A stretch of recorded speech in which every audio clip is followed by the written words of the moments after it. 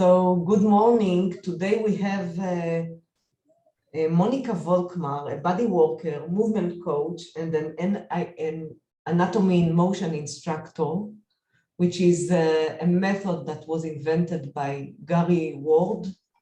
And she is an expert and treats people with pain, with movement issues, with restrictions, and but she also has a personal story of healing by using some of these methods. So Monika, thank you for coming, and let's delve immediately into the story itself, because there is nothing like a good story with a happy end. Well, I'm not sure if there's a happy ending yet, but there is an ongoing story. So, well, thank you so much for having me. It's such a pleasure to be invited to speak about things that are so near and dear to me. Where to begin? I suppose I could begin with my first career, which was as a dancer.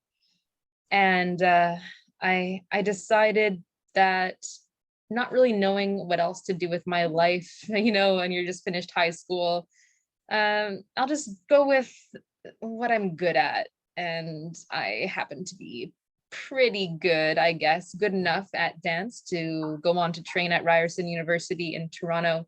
Oh, Ryerson, yeah. Yeah, and it's an amazing program, but it's not the program that I was really designed to be in.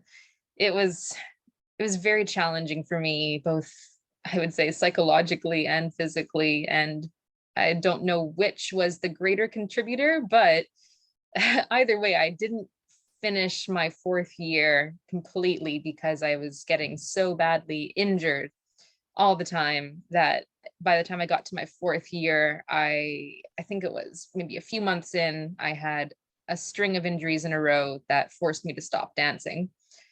And so I spent the last part of the year just sitting and watching my peers in class. And that's one of the most depressing things. And I know you've danced as well.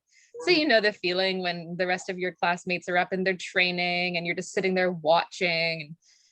Yeah. So that was not very fun, but it also like a burn in the heart. Yeah. But you know what? It was a great time to reflect. And it really was the springboard to me realizing that there's probably something I could have done and can do that would have altered my trajectory. And concurrently, I was getting into learning about strength training, and that kind of piqued my interest into getting into personal training. And my motivations in the beginning there were purely aesthetic.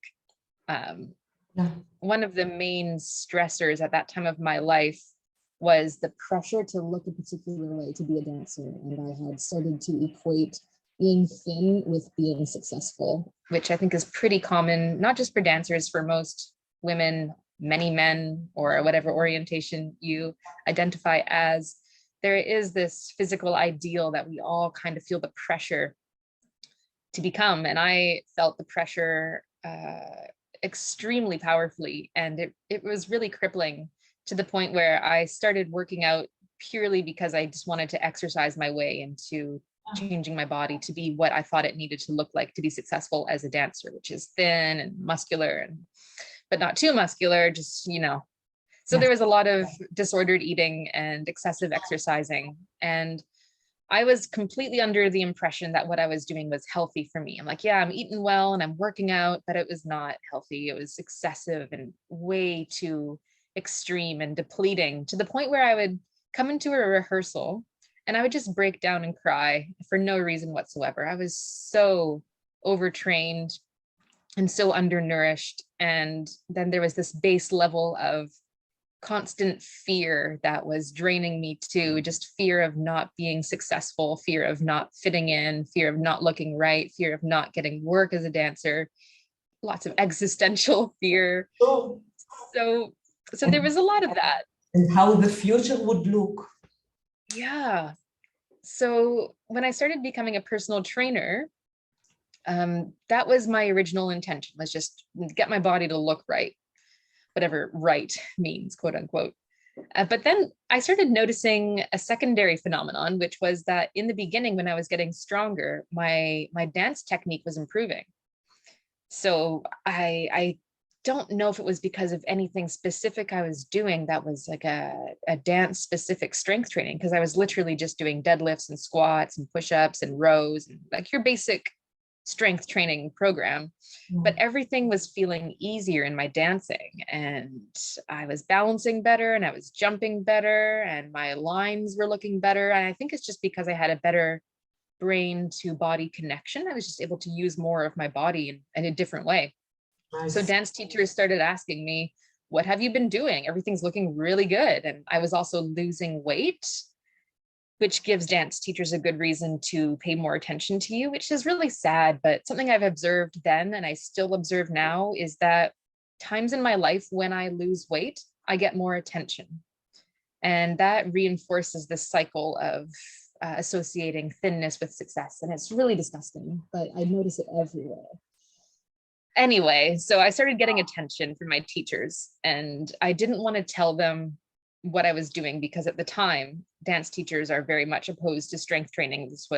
It was only maybe, I don't know, when was this, 2010, 2009, something like that. So, but I had some very old school teachers that believed that if you are dancing and especially doing ballet, you shouldn't strength train because it's going to ruin your technique and you're going to get too muscular. And so I didn't tell them what I was doing. I just said, well, I think things are just starting to click. Like, I just get it. It's like by some miracle, things are just improving. And my peers also in my class started paying more attention to me because they noticed my body was changing and my dancing was changing. So in my brain, something was starting to click that, well, maybe there's something to this strength training thing that dancers can use this to not only get stronger, but it'll improve their technique, and it will also maybe prevent injuries. Yeah, that makes sense because when you do strength and resistance exercises, you connect things, while in dance you more stretch. And I mean, I think it contributed to the connectivity in your body. Mhm. You feel that? I think that was the main thing. And initially, when we start doing any kind of strength training, if you're a complete beginner like I was, the main benefit you get in the first 6 weeks or so isn't really even to do with the muscle strength. It's more about the neurological connection that you're actually able to access more of the muscle you have. So that's probably what I was experiencing, because what happened next was that the more I was training, because I'm pretty extreme, that's my personality, is if something is good, more of it is better. So I just started going harder and harder. And it even got to the point that I will admit that I skipped class to go to the gym. And so I was getting addicted. It was not a healthy relationship I was having with exercise. I was realizing I'm getting attention from people and I'm controlling my weight. So this is good. Let's just do this. Let's go hard. So I did. And it got to the point where I was doing too much, and I was doing like heavy weightlifting. I was doing sprints on the treadmill. I was still under eating, and I eventually strained my hamstring. And that was the injury that forced me to stop dancing. So while all this is going on, and I'm sitting and I'm watching my classmates, and I'm thinking, well, what is my future now? Because I have no other skills. All I know is dance. I don't know if I even really like dancing. I don't know what I like at all. I don't know me. Yeah. But I started to You feel lost. a little lost. That was a bit of I guess we earlier before we hit record, you were talking about the dark night of the soul. That was probably pretty close to it. And what happened to your hamstring? Was it a tear? it wasn't a complete tear. It was a strain. And it happened when I was warming up and I was overstretching, because in the dance world, warming up means stretching. I At know. least it did in my day. I don't know if things are changing. Hopefully they are. But for me, I was doing the splits and I was doing it hard and I strained my hamstring. I Oh, like to joke that my warm up at the time was stretching and tiger balm. what is title? Sorry. Tiger balm? Oh, it's like the one of those. The little Chinese ointment for the. Yeah, the menthol rub that is supposed to bring blood flow to the area, make it feel better. So I was always tight and sore all the time. So I was like, well, my warm up's going to be I'll just rub Tiger Balm on the area and then I'll stretch. And that's good enough. So it was not very intelligent, No, but but for that's Vivian, all I you knew. were young. Yeah. And we didn't have any role models at the time either. We didn't have anyone modeling, here's a more healthy way. We were literally told that to be a dancer was to wake up and be in pain and just get on with it. Yeah, and no pain, no gain. Precisely. Mm. So in that moment where I didn't really see myself having a career in dance anymore, it just wasn't even physically possible because walking wasn't really even physically possible. So I started to think though that, well, there's something to this strength training thing. And I think that this is a valuable tool that I can share with the dance community because they need to learn some of the hard lessons that I learned, because it all started to click in that moment that everything I had been doing was not correct, that the excessive stretching wasn't good, that the not ever resting, that's another thing we're taught in dance, which I'm sure you're aware of too, is that if you rest, it's a sign of weakness and you lose all your technique when you rest. So just make sure you're always training. So there was no downtime, no off season. And I realized like, wow, that's really backwards and detrimental. So I started a program fresh out of university called the Dance Training Project. And that was my first blog also. And at the time, there was no one really online blogging about strength training for dancers. So I started to attract a little bit of a very small following of dancers who were beginning to strength train. So that was really encouraging. I saw there is some videos in Vimeo, in your Vimeo channel. Mm-hmm. Yeah, I made those videos to go along with the book that I eventually wrote for dancers called Dance Stronger. It Oh, also had a strength training program included in it. And it was literally just a brain dump of everything that I wish I had been taught as a dancer about my relationship with my body and movement and taking care of it and preventing injuries and training in a way, cross-training in a way that was helpful, not draining and depleting. So you I know what? started. May I ask a little question? Sure. When you were practicing the strength training, and you say that you found benefits, found gains by feeling, the first of all, it's psychological, and your eye, there is a neurological pathway, it builds a BDNF, it's a system that grows the hormones, the neurotransmitters. No, sorry, it grows the nerves. It actually, and also the connectivity and feeling strong, feeling fit. But did you feel it also accentuated, amplified your already existing patterns of the body? Yes, that's such a good question because I didn't at first until I did. Meaning that in the beginning, just the sense of being stronger was so lovely and so different. Like I remember one day just bending down to get something out of the bottom of my fridge. And then I stood up and noticed that my legs had more power than normal. And I was like, oh my God, what? I didn't know I could feel that way. But then as I started getting more into powerlifting, which is absolute strength, so you're just literally trying to lift as heavy of a thing as you can, then I got to the point where all of my body's postural idiosyncrasies, or however you want to say it, all my misalignments, all the asymmetries, they really started to show up when I was challenging my body with heavy, heavy loads. So then all of the original issues started to flare up again. So I had noticed my hip hurting, my back hurting, my hamstring hurting, my neck hurting, my shoulder hurting, my knees hurting, like everything just started to bother me again. And I started to realize that, well, my problems aren't because I'm weak. So strength must not be the solution, because I'm clearly quite strong. Like I can lift 225 pounds in a deadlift. So that's no small feat. I can say that I'm like not a weak individual. So there's something other than just weakness that's contributing to my body feeling the way it does. And that was what sparked me to start to search for different modalities and therapies that I could use to help my body. One thing that really pushed me in a direction was when I was just starting to work as a personal trainer, I met a mentor who he offered to do some training sessions with me, and he introduced me to what I think we can call the functional movement world, which whatever that means, but that was the buzzword at the time. And I'll never forget, he asked me, we were working on an exercise for my upper back, and at the time everyone was like, stretch your pecs, strengthen your traps or your lower traps, you know, to get your shoulders back. So he was giving me these exercises to stretch my pecs and strengthen my lower trapezius muscle to get my shoulders back. And it was so hard for me to do. I was just very underdeveloped in that area. And he asked me, well, why do you stand with such slouchy posture with your shoulders forward? Why is that? Do you lack confidence in yourself?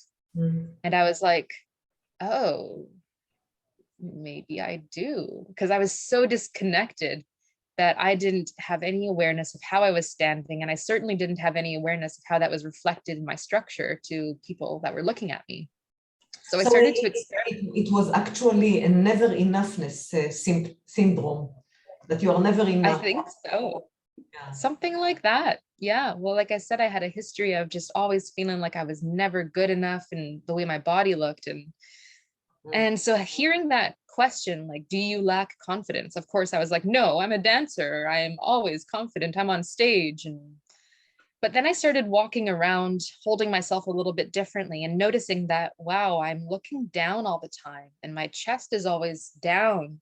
What would it feel like if I just lifted up a little bit and looked out around me and made eye contact with people? And that changed my world. I was like, wow, this is a whole different operating system.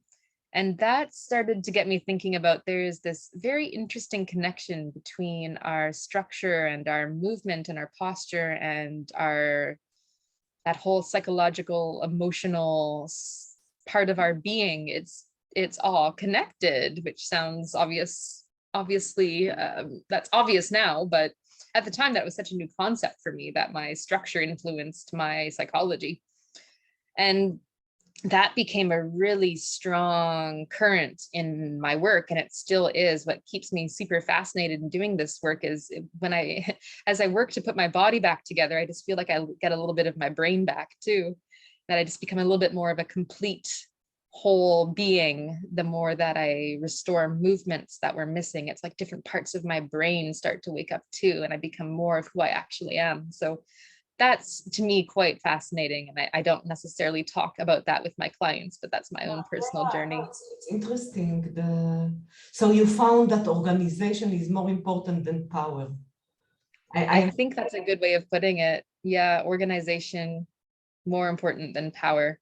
And I think power can only come from an organized place. Otherwise, we're just forcing. And forcing and straining is not real. Already forced yourself, you have to unwind and go. Like then you are adding insult to injury, and then you have to, to reset again the body to a place of more or less. Absolutely. And I think that's where I am right now in this time in my life, realizing that I have been forcing so much, and what I really need right now is that reset. And I never seem to learn that lesson completely. But to backtrack a bit, so after becoming a personal trainer and learning this interesting connection between how I felt and how my body was moving and holding itself, and I was working with dancers on showing them how to do some basic strength training and encouraging them that rest is okay and you can take a month off in the summer. And it was a summer program for dancers where they could train with me and build strength over the summer and rest their dancer body and work on their human body a little bit and come back to the dance year next time with a little bit of more strength and more of a foundation to work from. But, you know, there wasn't very much money in that path. Dancers don't tend to have disposable income, and especially not dance students. So it was a pure passion project. And looking back, I have no idea how I even survived. With hope. I was just passionate and hopeful, and I just kept going. It's And the passion that kept you. yeah, I knew that I was on to something. I didn't know what, but I was definitely in a direction that felt like it was serving me and hopefully other people. But so eventually that journey led to anatomy in motion. I was just searching, like I said, for something that would help me understand, why do I feel the way that I do? Why does everything hurt?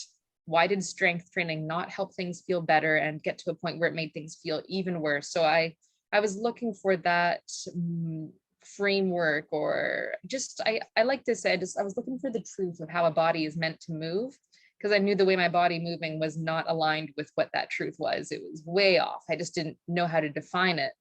And what anatomy in motion gave me was this understanding of an ideal way that a human body can move for it to be at its most efficient and most effortless state, which is how we move as we walk.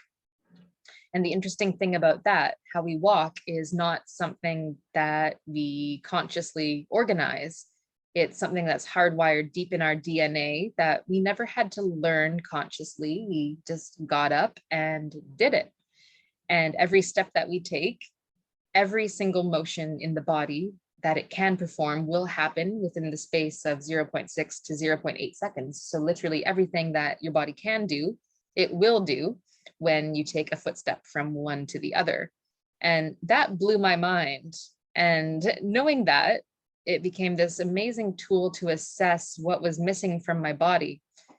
So if we can look at somebody walk and break down our assessment to see what are they able to do that should happen in every footstep, and what are they not able to do, and we can give back what's missing, then everything starts to flow a little bit more efficiently, and things just start to take some load off. The spaces that were more stuck, compressed, start to move again. The stuff that was stuck, stretched out too long, starts to get shorter and compress again, and that takes the load off. So I was noticing that when I was able to actually observe what was missing from my body by doing the anatomy and motion assessment, then giving those things back, just everything started to feel good. And it was really counterintuitive things, like, do your feet pronate? What? I thought pronation was bad, because my whole dance career, I was told, don't let your arches cave in, push your knees out, lift your arches. And when I allowed my body to experience that motion that I had labeled as bad, it was amazing how good things felt. And it was just a series of events like that where I was allowing myself to explore emotions I'd never considered before. And wow, so I really identify with what you say, because I want to mention, as I told you before, that I did, you have a YouTube channel, which we will put a link to, and then you have a series of, you're talking about the valgus knee, which is like, for dancers, it's and I think for regular human beings, it is a no. Like, it is, when you even think about it, it feels like it would hurt. And when I tried it, it was, as I told you, a light bulb. In the body, not in the brain. When I tried to do this sequence, you have 3 videos about it, which explain so clearly. And then you see that when you are stepping, you're not in a valgus knee, you're actually vertical. But the flow to get there makes the whole movement, I wouldn't say effortless, but very elegant, very, very yummy, very delicious. I love that. I think that's one of my main values right now in my life is I just want inhabiting my body to feel yummy and delicious. And I wish that for everybody else, because it's one of those simple pleasures. Like if it just feels yummy and delicious to live in your body, then life is good. To feel good under your skin. Yes. To a sense of expansion and warmth, but something which is organic, you know, to be. And we're just going to be so much better for our communities and for the people in our lives if we feel good in our body, because we're doing this work on, you know, it sounds kind of dry, optimizing biomechanics, but for me, it's more than that. It's something that's very meaningful to me, that's bigger than me, because if I'm moving my best in my body and always looking at what's missing in my mechanics that is causing me to move inefficiently and causing me strain here and there, then I'm not showing up as well as I could in my life and taking care of the people that I am charged to take care of, and even just interacting with my friends. If I'm in pain, then that's not going to flow as well. So I just think it's such a, I guess is it a privilege or is it a nice to have? I don't know, but I think everyone ought to experience what it's like to move, not just without pain, but in a way that really feels, like you said, yummy and delicious. So Monika, the anatomy in motion method was a game changer for you. So It was. Can you say a little bit what is this method about? And I'm also curious to be more specific, what was the piece that was missing in your gait cycle? And I'm also interested, too many questions together, why the gait cycle is so central in this method? What is the rationale? Yeah. I think it'll be easiest to start with your last question. Why is the gait cycle so important? And I think we could make it as complex as we want, but it's also just, I think a super simple answer is that we all walk and it's unconscious. And so if we have this, as I mentioned earlier, this unconscious programming that we didn't have to actively learn to do. So it must be something that our bodies really find useful.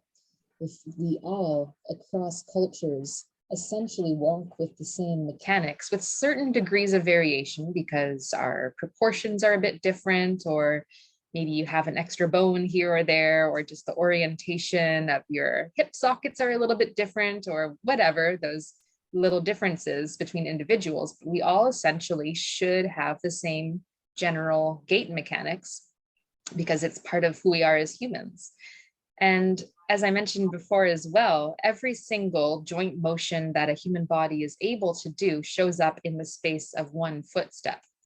And it's not a full range of motion, but for example, when you walk, your arm needs to swing all the way forward and all the way back. And that's not just a single plane motion. That includes the arm has to rotate through that range of motion. And there's also a degree that the arm has to swing out and swing back in from the side of the body. So even a simple arm swing isn't just a single arm swing, it's a triplanar motion that goes from one end of the spectrum to the other. And this is happening at every single joint in the body when we walk, that it's a representation of what all 365 joints of the body are doing in the space of 0.6 to 0.8 seconds in all three dimensions from one end of the spectrum to the other. And so we kind of need all of that to move as a whole, complete, biomechanically efficient being. And so if we can have a model that is specifically looking to assess that and where there are motions that are not happening in the way they ought to, because let's say you sprained your ankle when you were 10, and now your foot is stuck in a little bit more of a, maybe it could go either way. You might have more of a supinated foot that doesn't pronate, or maybe you have a pronated foot now that doesn't supinate because that seems to be useful and protective and safe for the body to heal. And now that's showing up in every step that you take where you have this foot that doesn't move. And then the whole body needs to reorganize around a foot that doesn't move. So we see little strategies and exchanges here and there through the system. And then by the time we're 50, We have a very lopsided, wonky, asymmetrical looking gait pattern, but we can look at that and say, okay, well, that's missing, that's missing, that's missing. You had an ankle sprain. Let's see what happens if we get that ankle moving. Are you walking differently now? Okay, getting that ankle moving gave you back this and this and this to this particular phase of gait. And what's the next step from there? So it becomes a really lovely way of observing the body in motion. That's nothing like any other movement assessment, because it's looking at the thing that we are built to do as a human being, which is walk across the ground in a forwards traveling direction. You're right. And it also has cadence and rhythm, which is very different from lifting weights and yeah, or just stretching or just strengthening. This is the piece that I was missing, is I was only strengthening my structure on top of the things that it was already able to do. So you could say, let's say I had one side of my pelvis was higher and my spine was really extended and my head was really forward, and I was lifting 200 pounds with that structure, and naturally that started to feel bad after a while. So you are actually, excuse me, I have to close the window. Oh yeah, go for it. Sure. So yeah, I now understand it. You know, it's like breathing and like vision. These functions are very automatic. We do them constantly, and they are very hidden from us. They are, but we also can't hide them, which is what is so beautiful, is that if you walk, you're exposed. You can't really change the way you walk because it's so unconscious and it happens so quickly. When you're moving slowly, you can sort of mask things and control things. But when you're just walking, it's just you and all of your mechanics exposed, and there's nothing you can do about it. So it's a really great assessment just to have a trained eye for how the body ideally should be able to move through the gait cycle. And this is why I was such a challenging person to work with for a lot of practitioners, because I was a good mover, because I was a dancer. Yes. So I was really good at making movement look pretty. And people are always looking for pretty movement in a movement assessment. Like, you're flexible and you can make movement look good. So I don't know why you're having problems. But if you watched me walk, I was a disaster. In the assessment, like of the anatomy in motion. So for each piece that is missing for each piece that is missing, there is a specific exercise or a technique to correct it, or to put, for example, if someone is not you mentioned the hands, is not taking the backhand internally, like how it is called, pronated, and he's not doing the supination in the right hand. Would you give him a specific, like here, I think maybe strengthening the triceps, and here strengthening the biceps? I don't know. I just think, is it very structural to a method that has specific exercises for each missing piece? No. Let me see if I can unpack that. The beautiful thing about anatomy in motion is that it is a method for working and a philosophy for working, and we do have exercises, but there's so much variance on the specific skills that the practitioner has to work within that conceptual model. So as you were demonstrating, when your arm swings forward, we have the need for the arm to externally rotate and the palm to turn up. And as the arm swings back, we have the need for the arm to internally rotate. And you mentioned, so you could strengthen the tricep and that might restore the movement, or you could strengthen the bicep, but we know it's not about strengthening muscles, because you can squeeze a muscle and not move your joint. But what we're after here is not necessarily the muscles. to be stronger, but for the joint to have access to all the motions it needs to do, which in theory will take care of the role the muscles play. And do we really want, when you're walking, for you to squeeze your bicep to swing your arm forward? No, but I think No. maybe because of weakness of the biceps or weakness of the triceps, people don't do that. You know, before we talked, I walked in the street here, and I look at people's gaits because I'm interested in movement.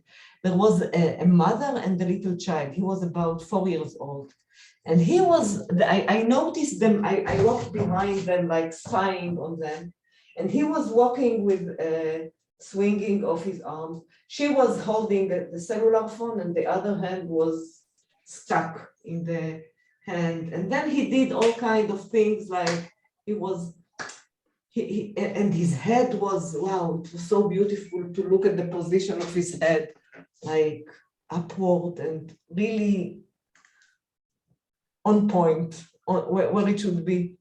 And And then the mother's there all restricted, and she looked like 30 years old, something like this, in her 30s. And yet she was rigid. And she looked pretty, she was thin, she was elegant, but the something in her gait demonstrated that she's not doing something like the freedom and the flowability of the little child.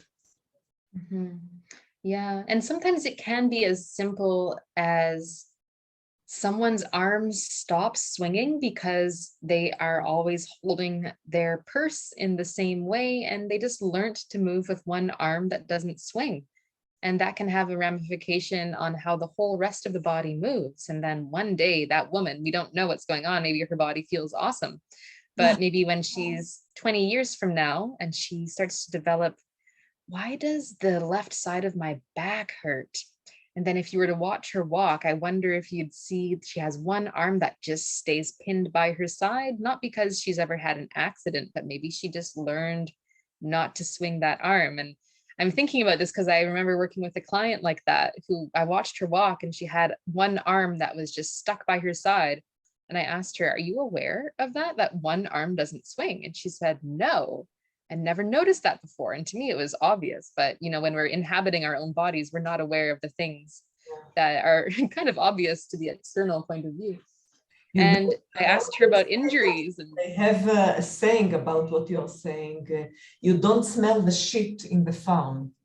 When you grow in the farm and you are used to the smell, it's the normal. It's the yes. But so absolutely. You go on. Oh, what else was I going to say about that? Well, just that she didn't report having any actual injuries to that arm. But she said, that's the arm I carry my purse in all the time. And I always have. And so that really struck me that, you know, it's not always about having an injury in an area, but if you are just have this one habit, then that can show up in our gait as well. So everything shows up in our gait, which I guess goes back to your question of why did I find anatomy and motion useful? What was your original question? I forget now. I was asking which missing part you noticed in your gait back then before you started it. Okay. Being aware. So I'm sorry, I interrupted you. Go on. I was going to say there's so many things. There continues to be things I discover every day that my body is not able to do. And I think that is a really important thing to understand for anyone who's in a healing process, is that it is a process. And the things that we discover in the beginning are kind of like the big obvious things. And then over the course of time, the work continues, but now we're refining and finding the smaller details or the things that are less obvious to look at. But in the beginning, I suppose one of the big things for me was understanding how incredibly immobile my spine was. And I kind of already knew that, but I really started to appreciate it because I had always considered myself to be flexible, and especially my back. I was I was really good at back bending, but I wasn't actually good at back bending. I was good at moving from one joint in my spine, and the rest of my spine was not moving whatsoever. You were still So in movement from other joints. Yes, yes, I was good at moving one joint in one direction and nothing else. So then we learned in that course that while your spine is designed to move, it has 33 joints in it. And when you walk through every step, your spine must go through one full cycle of flexion and extension every footstep that you take. So your spine isn't just this rigid thing. It's like a nice spring that expands and contracts within the space of one footstep. And it happens in a very specifically organized way. And if your body can do that, then it will contribute to a lovely feeling of shock absorption through your body. It will contribute to your arms moving better and to your hips moving better. And my spine was not doing that. And we have this exercise in anatomy and motion that is becoming quite ubiquitous now called COGS, which is one of the, I think if you could learn anything at an entry point about anatomy and motion, it's just the appreciation of how the spine ought to be able to move through the gait cycle, because it's such a lovely experience for so many people that are stuck with stiff spines like I was. You mean the cogs in the sagittal plane, right? When you take when you lengthen this and then this goes up, the pelvis goes down, something like this, and like you feel, it's not even knowing, it's the feeling that the brain gets. Yes, yes, you're describing it correctly, that when your entire spine starts to round, one of the key pieces here is that in gait, we're organized to always have our eyes on the horizon so we can see what's in front of us, and it gives us a sense of where we are in space, and it also helps us feel safe, knowing where the horizon is and being able to look out at it. And so when we move through the gait cycle, our spine doesn't move like it moves in yoga or in dance. We don't do these full forward bends or full backward bends. Yeah. So it becomes even less about mobility of the spine and more about, are you able to coordinate your spine in a correct way, or quote unquote correct, in a way that is useful for you when you're walking, which means as your spine rounds, then the eyes have to stay on the horizon. So we can't let your head go down, because then you're going to lose the horizon line. So the neck actually needs to extend and create a lordosis. And the opposite is true when the spine arches to keep the eyes on the horizon and not let your head fall backwards. Then we need to let our chin drop and the back of the neck lengthens and decompresses. And what was mind-blowing to me is that I, in my dance training, was taught that you need to keep your chin tucked and your neck long, and it looks very elegant and beautiful. But I completely lost my ability to create extension and lordosis in my neck, which is also a problem, because this is what opens the airway, and this is what gives permission to my spine to round. And I was not able to round my spine because I was so good at back bending. So those were some other things I was missing, not just the mobility in my spine, but the ability to coordinate it in a way that was appropriate for walking. I remember when I was actually the side bending cannot be happening properly if you don't flex. Yes, and that eyes on the horizon concept also carries into side bending of the spine. It's actually quite mind-boggling when you look at the flow motion model, which is Gary's model of how the body moves through each phase of the gait cycle. Is within the space of one footstep, the spine actually goes from right to left to right to the left multiple times. Not just once right to left, but multiple times it goes back and forth. Really? And it's mind-blowing, and we don't see it in full speed. But if you break it down phase by phase into like these milliseconds, then this is what ought to be happening. So we really do need that side to side movement in the spine as well. And most of us are very good at bending to one side and not very good at bending to the other. So every footstep ends up just being one-sided, right to center, or left, center, instead of left, right, which would be nice to have both. You know, Monika, could it be that we don't side bend equally because of the size of the diaphragms, which is very different in the right and in the left? Like, you know, we have more congestion, more the ribs naturally are more knitted in the right side because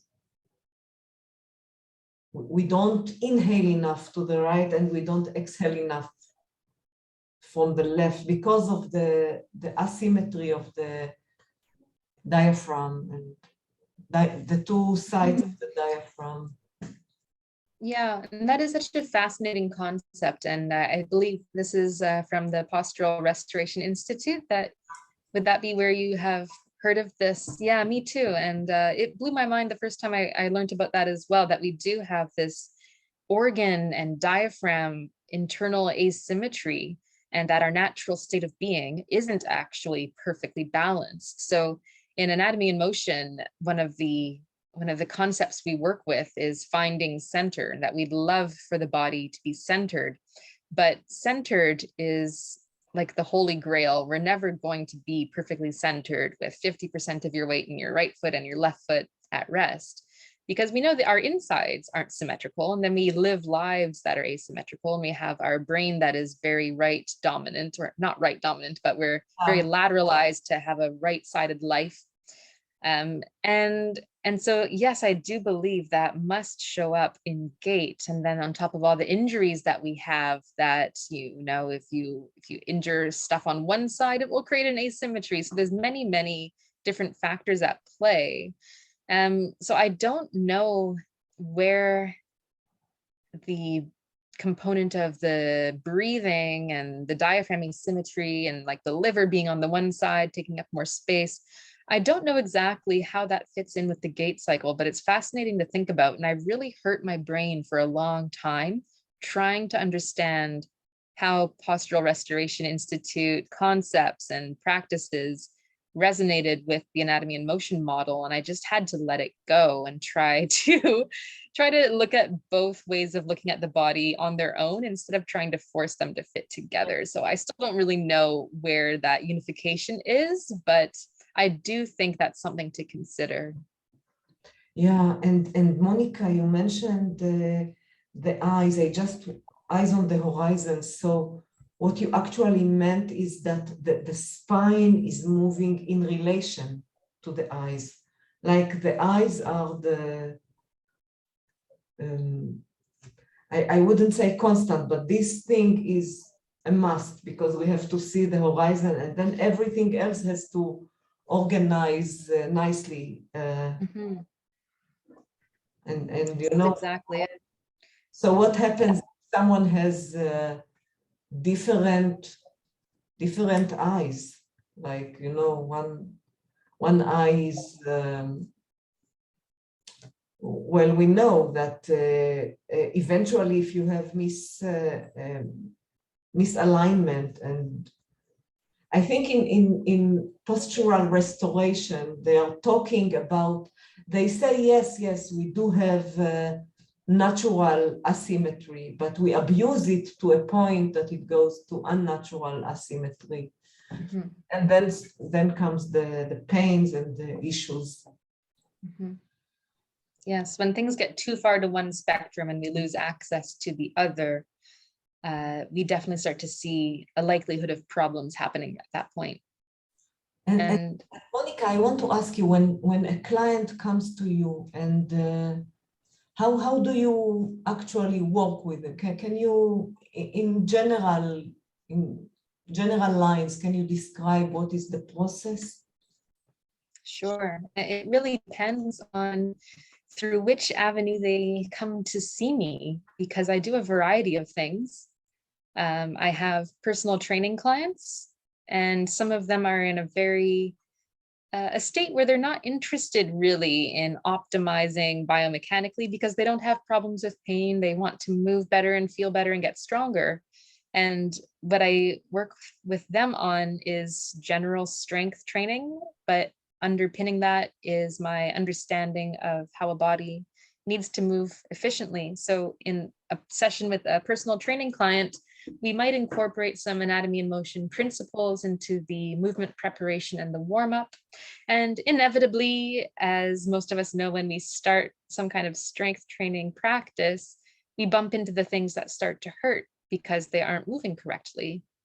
And so that's when I have this extra skill set of within a session, if someone's noticing, well, I'm deadlifting and my back hurts, then we can kind of take a moment to pause and assess what's going on.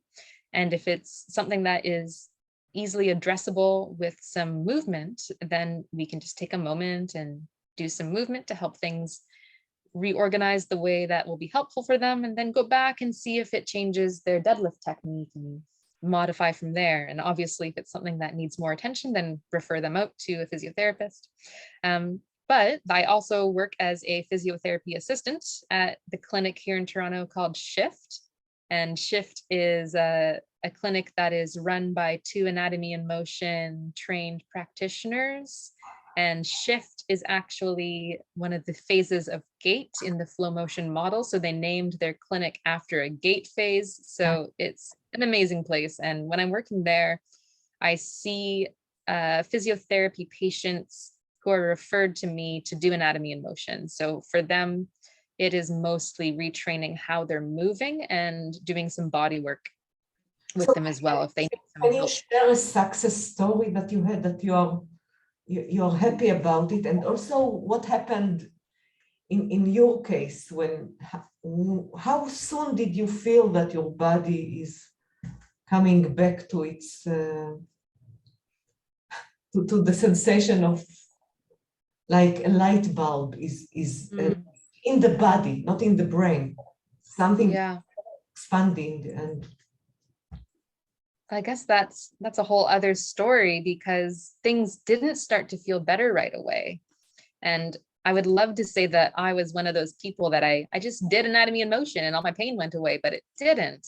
I had a lot of work to do, because the amount of time I had spent inhabiting my body in a way that was disrespectful and too extreme with the exercise, and all of the psychological duress I was putting myself under that compounded all of that and reinforced it. I had a system that was very rigid, and it took a long time to restore something new, to remember really how my body was meant to move. So that was a bit of a process, and things actually didn't start feeling better for a few years. And I always tell this story about I just kind of needed to start committing to the minimal amount of work I was psychologically ready for, which for me meant, well, we talked about cogs and how my spine didn't move. So my first thing that I did was committed myself to just doing 5 minutes of cogs every day and seeing if I can get my spine to move just a little bit more every day. yes. And it was such an effort to do it. It was like 100% of my willpower I needed just to lie down on the floor, because it was so hard. And I was having this conversation with a client yesterday, actually, about her shoulder issue. And I asked her, so have you been doing the movement that we discussed as her homework?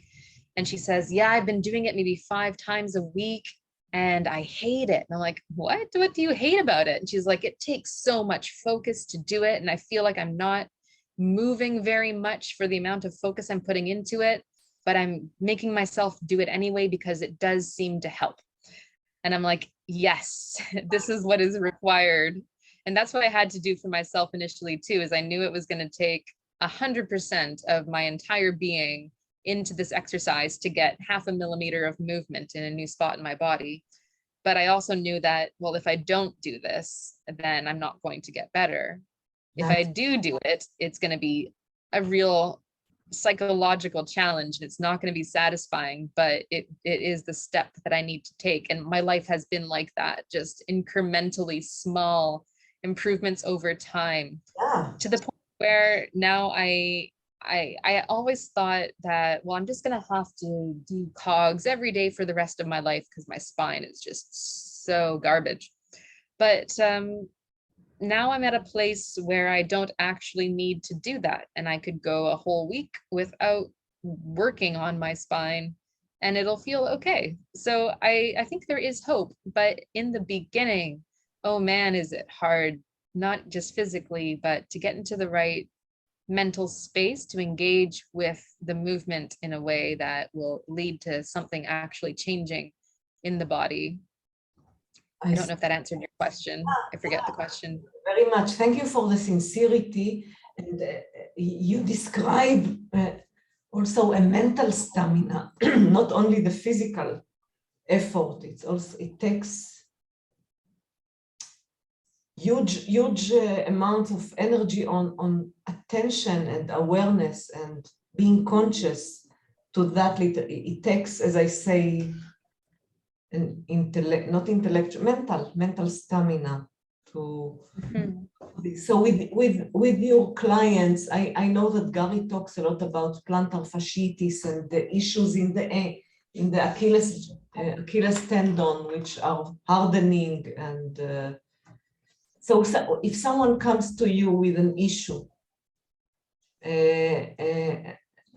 and let's say that his joint is not all over the place, but he suffers from a localized issue, whether it's a frozen shoulder or a little stiffness in the Achilles tendon or plantar fasciitis. Do you see with these kinds of localized issues, do you see a change? Do you see that it is impactful, that this method is effective and it works quickly? I think that how quickly it works really depends on the individual. But the basic premise is to see what's missing and give that back to the body. And however we go about doing that is really down to the individual practitioner's unique set of skills. So I pull from my toolkit of personal training, of general movement coaching, corrective exercise, and body work. Yes. So I'm forgetting your original question again, but how would I say it again? Maybe you can share a success story that you had in the clinic. And you mentioned Achilles tendons and plantar fasciitis. So I'm just thinking about a client of mine who he is not 100% better, but it's been really, his story's been for me really enlightening. Because he's a runner and he's had some chronic Achilles tendon and shin splint trouble, and his therapy team has been just working on his calf and working on his ankle and working on his hip. And no one was really looking at his whole body and how it was organizing.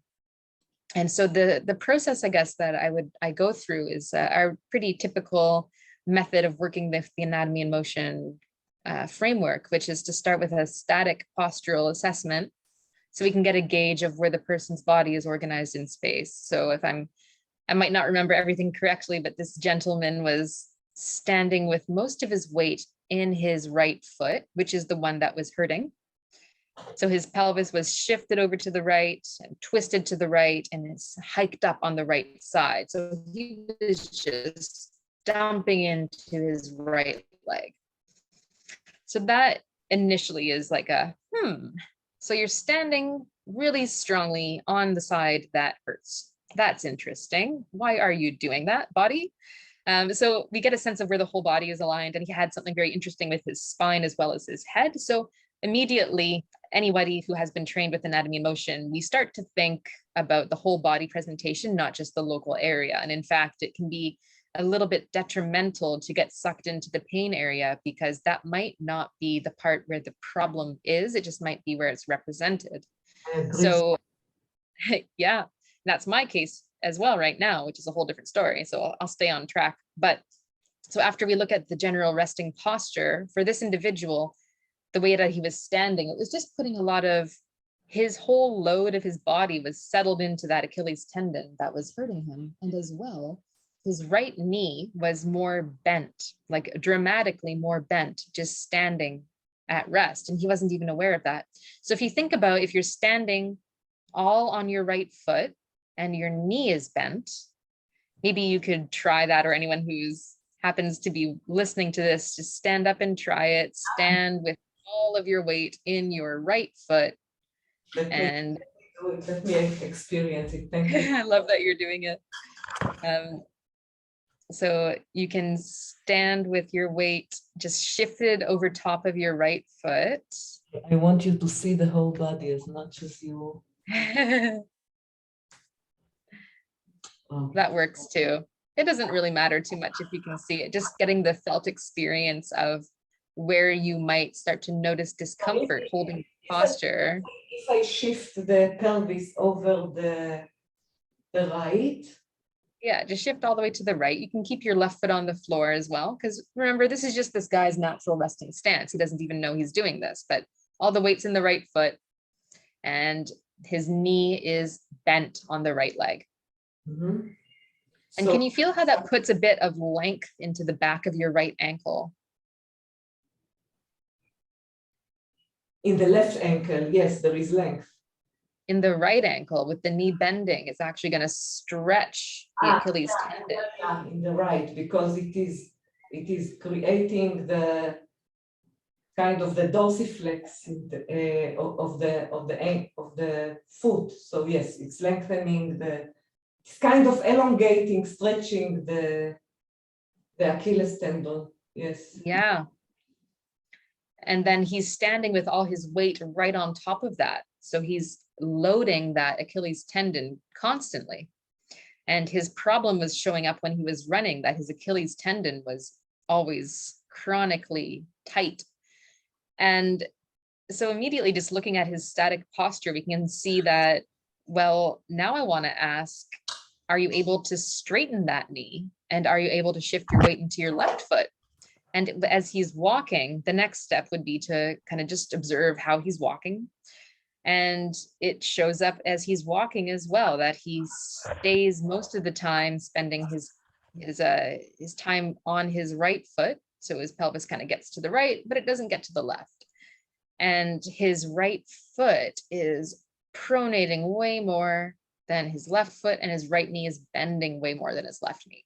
So it's showing up in his gait as well. So these are the beginnings of the postural and then the movement assessments. And we did a couple more assessments just to see what was happening. So but then he was pronating in the right. Yes. The hip is up, no? If he's standing, the iliac crest is more up. For him, actually, that was the case. Yes, he had the hip higher, the knee bent, the foot pronated, the ankle more dorsiflex. So he was just standing with a recipe for Achilles tendonitis. And what was really interesting, though, is we were able to trace back in his injury history, his standing posture, to an injury in his left wrist, which was really cool because he had broken his left wrist and he was not able to extend his wrist like this. And just to put this into context of the gait cycle, yes, every joint in the body has a role. Yes. So this happens, this wrist extension happens when the arm swings forward. Oh, yes. So it was very interesting because we could extrapolate for that just as a thought process. And it's not necessarily true because we can never really know if this is true. We can't go back in time and observe the course of a person's life unfold. But we could see that, well, when your wrist bends back like that, your arm needs to swing forward, your left arm. And when the left arm swings forward, we know we have the opposite leg forward. So it puts us into the place where I'm looking at this phase of gait with the left arm forward, potentially having problems because of that wrist. And then the right leg forward having problems where the symptoms are. So just as an experiment, because it's all about experimenting, we just got him to, well, if you just hold your wrist like this, and then we got him to do some of his movement assessments again. And in particular, we were playing with how well can you straighten your knee. So I just got him to stand there and at baseline, just straighten your right knee, see how easily it moves backwards when you straighten it. And now try it again, holding your left wrist like this. Just put a bit of that missing extension into your wrist. And it changed completely how his knee was able to straighten. So with that information, I started to think, well, yes, we need to retrain that whole right leg, how to function a bit differently, how to access the ends of the spectrum of motion that it's not able to do. But it might not ever fully change unless we also help this wrist understand how to reclaim that missing extension. And he broke his wrist like way back before he ever had any problems with his foot or an ankle. So he After a few sessions. Actually, the whole diagonal was crunched. And his spine was bent to one side. So it was this whole interplay from his wrist through his spine into his right leg. And So his conventional. I understand, but suppose you pinpoint the root cause, like as you said, the left wrist, and in the left wrist he has scar tissues, even if it healed and it's not painful anymore, and there is a structural restriction there. Yeah, it was healed. Obviously the bone is better, the muscles are better, but he still couldn't fully extend his wrist. It was going like maybe that far when it was very different from his right to his left. And we know that's going to show up somewhere in gait, because when one thing changes, everything else has to change. And it might show up in a big way or might show up in a small way. And in his case in particular, it seemed to be a large component. And there are other parts of it too. It wasn't just his wrist. There were other things we found that were not intuitive. His conventional therapy team was really just doing the same thing every single time they saw him. And he was wondering why it wasn't getting better. But once we started to just shift the focus a little bit into one of the original sources of his current disposition, then he noticed that his other therapies were starting to be more effective, and he was able to just run a bit longer without having discomfort. So he's still in his process of getting better, because it's not just so simple all the time. I mean, we have lives that we live where we're not always eliminating the things that are holding us back. So for him, he's a runner. He loves running. He wants to keep running. To tell him completely rest is not necessarily realistic. So, it's a little bit of a forward a few steps and back a few steps, and forwards a few steps and back a few steps. If you give him awareness, just the awareness that he's not shifting weight to the left enough, that he's constantly standing, like he is shifting weight, but not completely. The left. Could this in itself be a game changer for some people? I think so. I think the moment you feel it and you can correlate it with why your body feels the way that it does, it really starts to bring an awareness to the mundane things in life that could be contributing to the pattern as well. For example, for me, I'm always amazed at how unaware I am of the day-to-day things that I'm doing in a way that's just contributing to reinforce my postural asymmetries that are keeping me stuck. So for example, I had this SI joint problem, still do, on my right side, and I couldn't figure out what were the triggers for it. And then one day I caught myself just kind of bending over awkwardly, and I wasn't shifting my weight into my right leg and then just reaching forward to grab the thing I was going for. I was like awkwardly bending to the side and twisting around. And I'm like, why am I doing this? Why am I so awkward? What if I just turned and faced the thing that I'm trying to get? But I developed this habit of not moving through my hip, but just bending my body to the side. And I was probably doing that 100 times a day whenever I needed to get something on the right-hand side of my body. And just the awareness of I'm doing that, I could stop doing it.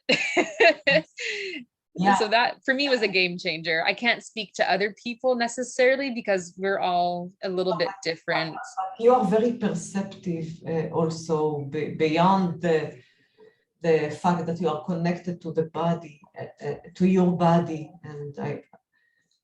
And we are enslaved to our habits, and it gives us more freedom to, I think, to see what we are doing to ourselves. So can I ask you, why were you so captivated by the anatomy in motion? There is an interview that you gave that you went to the founders and told them, I want to study this. I want to devote myself to study this method. Why was it so captivating? I mean, it's biomechanical, but not only, because it also speaks with the brain. It's not just biomechanics. It's understanding, and then, as you said, you have to feel it in order that the movement would be integrated. So, yes. why do you think you were so drawn after this method? You know, I think that part of it is who I am as a person, and part of it is who Gary and Chris, the instructors and creators, are that deliver it. It was something in how we related, I guess, that really resonated with me, how they were teaching the material and talking about the body and how I interact with material. It was such a perfect fit. So what I'm trying to say is one of the things I love most is discovering something new that I didn't know before and having some new insight about that creates new possibilities in my life. And that's essentially what we were learning in this course was, here are all the things that you can't see that you need to be able to see and have back that will create new possibilities for your body. And there was something about that. I was like, oh, wow, this is how my system functions. This is the operation system for my life, just loving to learn new things. I just love to learn new things. Yeah. So just the way that it was presented was this ongoing, here's a system that you can learn from the rest of your life, because it doesn't just stop here at the end of the course. You can now take this information and your body is now your textbook for studying for the rest of your life. And I was like, wow, that's amazing. I need to keep doing this. But also just the way that Gary Ward and Chris Srithran, who's his co-instructor, the way that they present the material was so refreshingly honest and down to earth and non-dogmatic, and really just presenting it as, this is the truth as we've come to see it so far. Experience it in your body and decide for yourself if this is something that you want to pursue. It wasn't dogmatic or anything like protocol based where you must do this and then A leads to B leads to C, and here's the textbook, learn and study the textbook and memorize the protocol and do these exercises, if this then that. It wasn't like that. It was very much a process of explore it in your own system, and the more clear you can get on this work in your own system, then that is going to help you to see others more objectively. So it was really this process of discovering within yourself first needs to happen so that you can become a better practitioner and see other people with a more clear perspective. So that for me was just like a life lesson, not just a lesson in how to work with the model.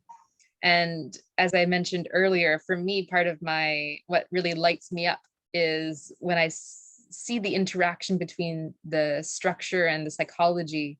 And so the way they were presenting it was, it's not just the body, it's the whole being that we're working with. And one of the phrases that they used is that they're putting the bio back in the biomechanics. So yes, it is very structural, it's very biomechanics based, and it can get very anatomically heavy, but we're always working with this process this individual is going through at the same time that has so many factors intertwined through it, not just the biomechanics. Yeah, like you mentioned before, the emotions, the looking down,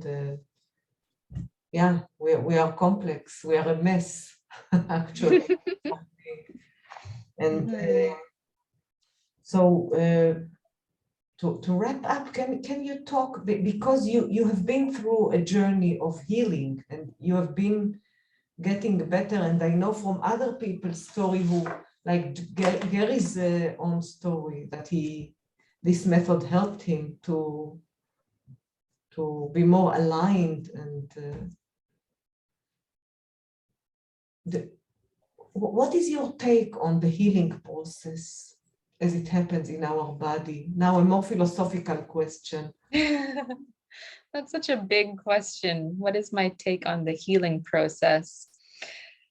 Something that I've learned recently, and this is just one thing. It's a huge topic that I probably don't know very much about, but one thing that I'm learning for myself personally, because I'm currently in a bit of trouble with my body and have been on a little bit more of a specific healing process since February when I started having a mysterious foot problem. One thing that I'm learning from it is that I don't want to rush this, and that if I try to rush this process, then I'm missing some important learning, and I'm also not going to necessarily heal in a complete way.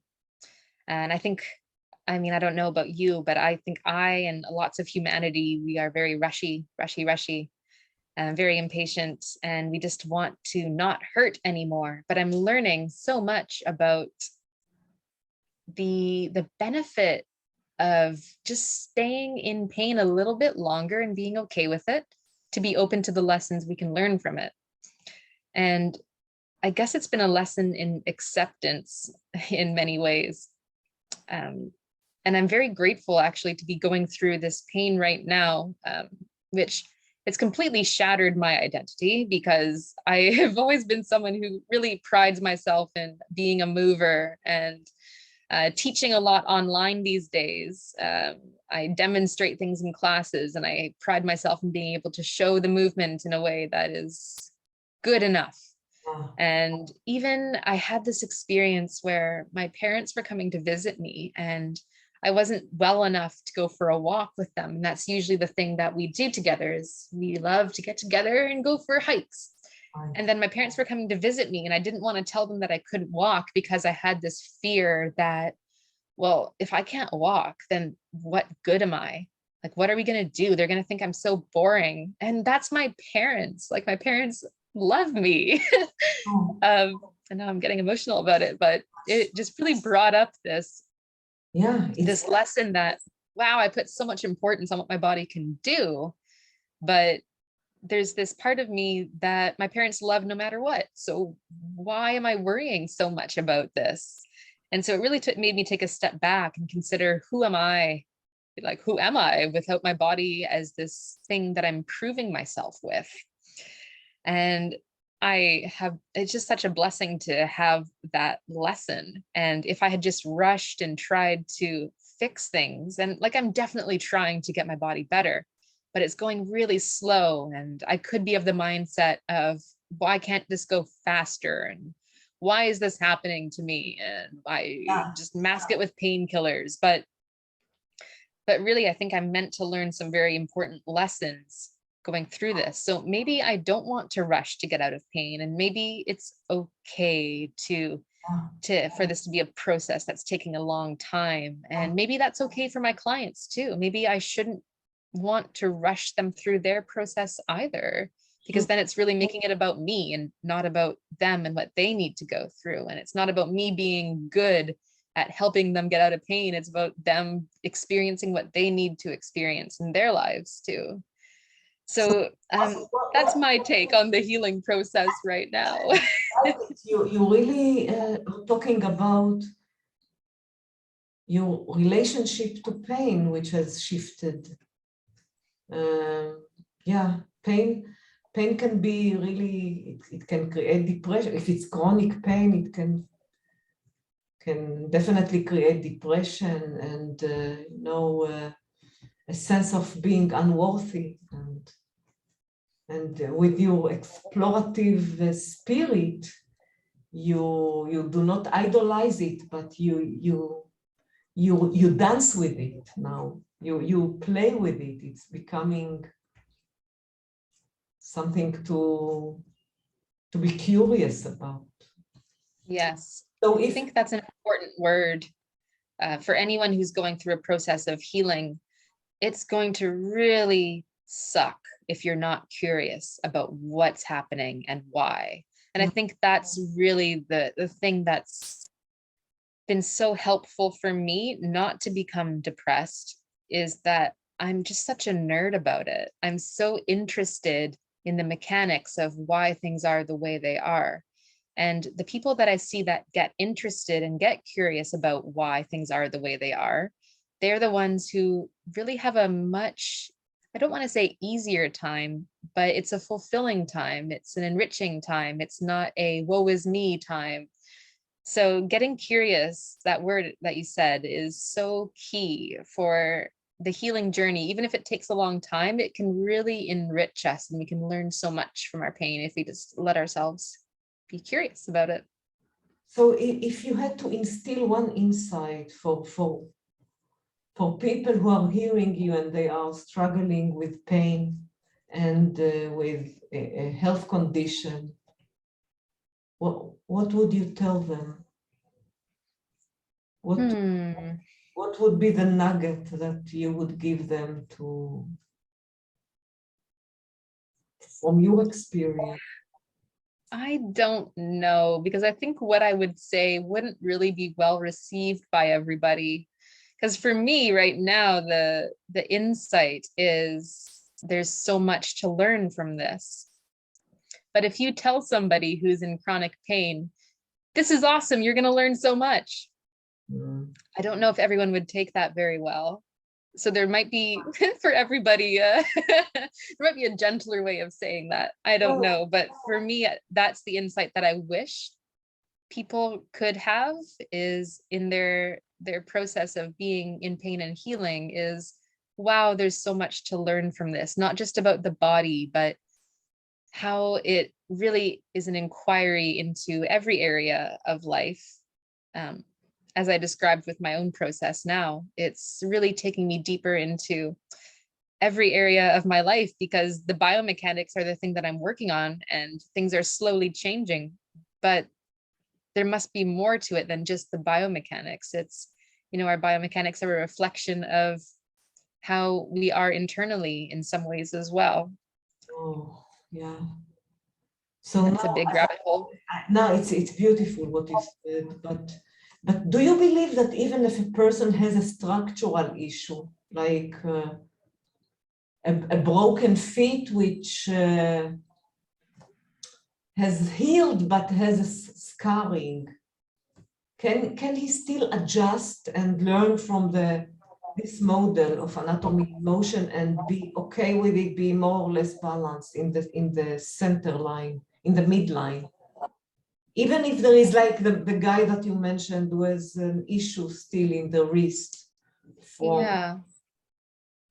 I think that things don't have to be perfectly balanced for a body to move at its most optimal, because there is an optimal, then there's an ideal, and the majority of us are never going to be ideal, but we can optimize what we have to work with. And I'm just thinking of a client of mine who has Harrington rods in his spine from his C-spine all the way down to his lumbar spine. So his entire spine from neck to lumbars is immobile, but he does have a little bit of movement. So he can, to a certain degree, flex and extend his spine still. It's just quite limited.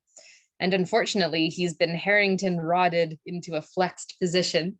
So he's better at rounding his back than he is at extending his back.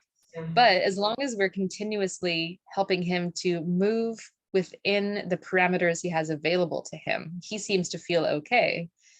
So it's just working with a different normal, really, but everyone's normal is a little bit different. We just want to kind of give the body an experience of how well can you move within those set parameters, within the limitation we all have. We all have limitation based on what our structure can do and can't do. But if we can work with our limitation rather than just become a slave to it, for lack of a better word. So optimal is good enough. Optimal is good enough. I like it. Yes, it's very, very optimistic. Wow, Monika, this was so enriching, and I love your sincerity and humility. Really, you deliver the message so beautiful, and I'm very grateful to know you and talk to you. And thank you so much for sharing. So. Oh, it's my pleasure. I'm grateful to have an opportunity to speak about these things. So thank you for having me. Of course, with pleasure. End the recording.